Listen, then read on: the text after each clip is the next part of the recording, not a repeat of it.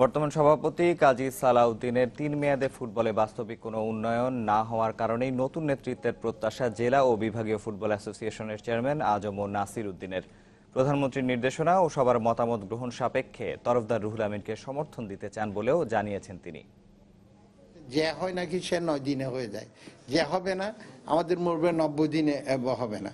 এভাবেই ফুটবল নিয়ে আক্ষেপ করলেন জেলা ও বিভাগীয় ফুটবল অ্যাসোসিয়েশনের সভাপতি আজম ও নাসির উদ্দিন। অথচ সবশেষ ফুটবল ফেডারেশন নির্বাচনে তার সমর্থন ছিল তৃতীয় মেয়াদে সভাপতি নির্বাচিত কাজী সালাউদ্দিনের দিকে। বাংলাদেশের ফুটবলকে কোনো এগিয়ে নিয়ে যাওয়ার কোনো কিছুই আমরা দৃশ্যমান দেখছি না। ৩ বার লম্বা সময়, এরপরে কিন্তু কেউ কোনো অজুহাত দেওয়ার আর সুযোগ কিন্তু থাকে না।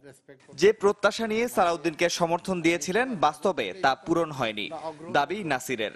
আর তাই বাফুফেতে নতুন নেতৃত্ব দেখতে চান বিডিডিএফএ সভাপতি। এদিকে সবার সমর্থনে স্বচ্ছ নির্বাচনে বাফুফে সভাপতি পদে জয়ী হওয়ার ব্যাপারে আশাবাদী তরফদার রুহুল আমিন।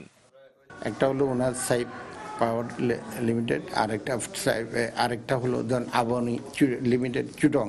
উনি দুটো ক্লাব কিন্তু চালাচ্ছে। যে ধারণার বশবর্তী বিবেচনায় রাখছি, সেটা যদি শেষ পর্যন্ত কন্টিনিউ করে এবং মাননীয় প্রধানমন্ত্রীর কনসেন্টটা যদি আমরা পাই, তাহলে সেই ক্ষেত্রে ওনাকে আমরা সমর্থন করবো। ফেয়ার ইলেকশন হবে, এখানে ইলেকশনে যদি উনি জিততে পারে উনি আসবেন, আমি জিততে পারলে আমি আসবো। ইট ইস এ ডেমোক্রেসি, যে গণতান্ত্রিক অধিকার, উনিও নির্বাচন করবেন, আমিও নির্বাচন করব।